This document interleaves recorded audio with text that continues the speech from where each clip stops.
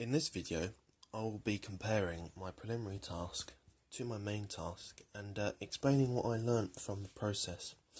Now, if we come here to the preliminary task, there is one thing that you can clearly see that I've learnt from this to the production of the main task, and that is the use of one main key image on the front cover of a magazine following conventions, whereas on here I've got four main images.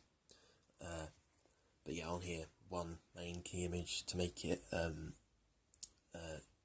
follow the conventions of a magazine.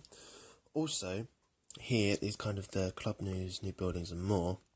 Instead of just having that, to make it stand out more to the audience, make it more appealing, I've done these plus sign and 15 and the 20 numbers that stand out to make it more appealing to the audience, to make them know, there's 15 facts and 20 best rock songs of May 2014.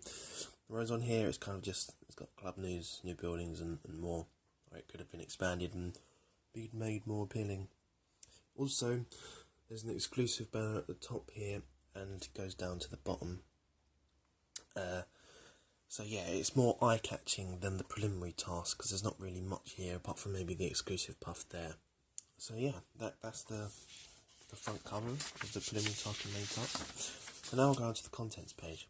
Now, the first thing that strikes me is that on the preliminary task, I used pretty much the same image on the contents page and the front cover. Whereas on the main task, I've not really done that. I've used a variety of different images to make it more appealing to the audience. Also, on the preliminary task, there's no body text, so you don't really know what's going to be in the magazine. It's not very appealing. The layout is kind of, the images kind of just thrown onto the page.